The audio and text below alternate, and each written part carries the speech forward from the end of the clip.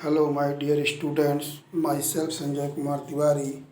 I am going to teach you class 12th Vistas, chapter 1, number 1, the third level. The third level by Jack Finney is about the harsh realities of war. ये Jack Finney द्वारा लिखी गई एक जो युद्ध की विभत्सता है उसके बारे में बताया गया है। वार हैज़ इरिवर्सिबल कॉन्सिक्वेंस, जो युद्ध के परिणाम होते हैं उनके नुकसान की क्षतिपूर्ति नहीं की जा सकती। Thus leaving people in state of insecurity, इसलिए ये युद्ध जो है लोगों में असुरक्षा का भाव पैदा करता है। It is also about modern day problem, और इसमें आधुनिक समय की समस्याओं के बारे में बताया गया है। And how common man tends to escape reality, और किस तरह से जो लोग हैं अपने आप वास्तविकता से बचाने का प्रयास करते हैं बाय वेरियस मीन्स, विभिन्न साधनों से।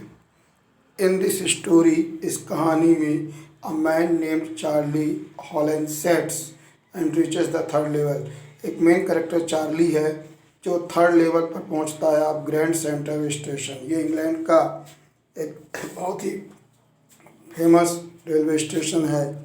विच ओनली हैज़ 2 लेवल, जहाँ पर केवल 2 ही फ्लोर हैं। The story revolves around a 30 years old name Charlie, पूरी कहानी एक 31 वर्षीय व्यक्ति चार्ली के इर्द गिर्द घूमती है।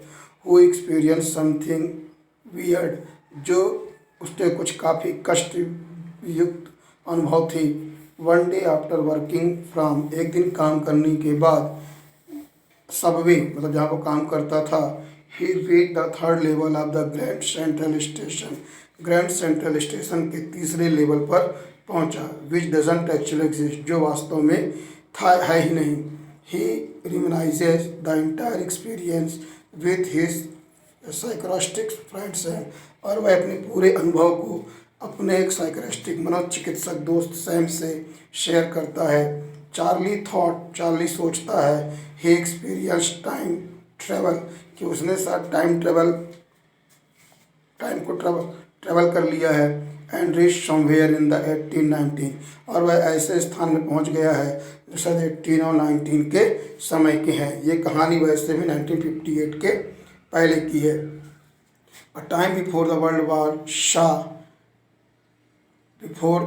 सा 2 ऑफ मोस्ट डेडलिस्ट वार, ये उस समय की कहानी है जब दुनिया ने 2 भयावह विश्व युद्ध देखे थे। As soon as he realized, जल्दी उसे इस बात का एहसास हो जाता है what time he is in, कि वह किस समय में है। He immediately decided to buy 2 tickets of Galesburg, वो जल्दी ही गैल्सबर्ग की 2 टिकट खरीदने का निश्चय करता है। एलोनेस वन ऑफ हिमसेल्फ, एक अपने लिए, अदर फॉर हिज वाइफ, और दूसरा अपनी पत्नी के लिए। अनफॉर्चुनेटली, दुर्भाग्य से, the currency used in that century was different, लेकिन जिस समय वो टिकट ले रहा था टाइम टेबल में, वो करेंसी इस समय की करेंसी से डिफरेंट थी, वो वहाँ पर नहीं चली। थस द नेक्स्ट डे, अगले दिन वह विड्रू ऑल हिज सेविंग, अपनी पूरी शेविंग को निकाला। एंड गॉट देम कन्वर्टेड, और उन्हें उस करेंसी में कन्वर्ट किया। If it meant bearing loss, अद्यप उसको उसमें घाटा भी हुआ था। He went looking for third level, अब अगले दिन वो थर्ड लेवल के लिए वहाँ गया, बट फेल टू फाइंड, लेकिन वह उसे वहाँ नहीं मिली। इट वरीड हिज वाइफ, और इससे उसकी पत्नी भी चिंतित हो गई। And the psychologist Sam, who dreamed that इनहालेंसिंग in order to take refuge from reality, वह दोस्त जो उसकी रियलिटी को मना कर चुका था, मिसराइज ऑफ मॉडर्न, वो कहता है कि शायद तुम ज़्यादा दबाव और टेंशन में बातें सोच रहे हो। World which is full of worry, जो चिंताओं से भरा है।